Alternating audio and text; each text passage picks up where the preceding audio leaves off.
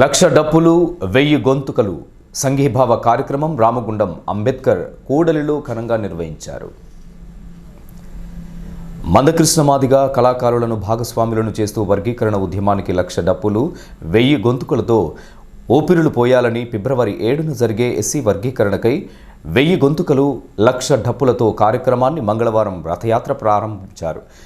కార్యక్రమానికి మద్దతు తెలియజేస్తూ రామగుండం పట్టణంలో మాదిగ ఐక్యవేదిక ద్వారా డాక్టర్ బిఆర్ అంబేద్కర్ విగ్రహానికి పూలమాలలు వేసి డప్పు చప్పులతో ఆటపాటలతో జై భీమ్ జై మాదిగ సామాజిక న్యాయం కావాలని ఉపకులాలకు వర్గీకరణ ఫలాలు అందాలని అంబేద్కర్ సూచించిన మార్గదర్శకాలను జనాభా ప్రాతిపదికన ఎస్సీలలోని అన్ని కులాలకు రిజర్వేషన్లు అందాలనే ఉద్దేశంతో కార్యక్రమాన్ని జోరుగా నిర్వహించారు.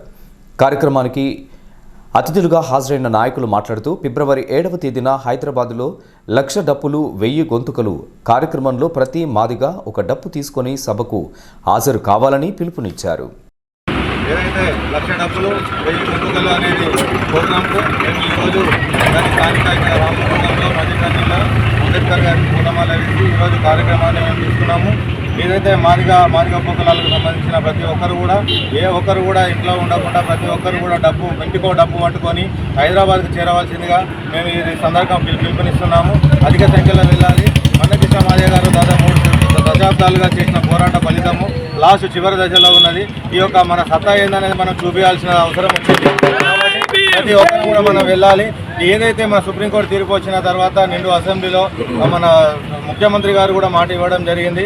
మీ మాదిగల ఓట్లేస్తేనే మేము ఈరోజు గెలిచినామని చెప్పేసి చెప్పడం జరిగింది. ఏ మాదిగ కానీ ఓటు వేయండి, ఏ మంత్రి కానీ ఎవరు కూడా గెలిచిన సందర్భాలు లేవు. కాబట్టి నేను ఈ సందర్భంగా తెలియజేసేది ఏంటంటే చివరి దశలో ఉన్నాం కాబట్టి ప్రతి ఒక్కరు కూడా అందరం కూడా అధిక సంఖ్యలో వెళ్ళి ఈ యొక్క కార్యక్రమాన్ని జయప్రదం చేయాలని చెప్పేసి ఈ సందర్భంగా తెలియజేస్తూ మాదిగ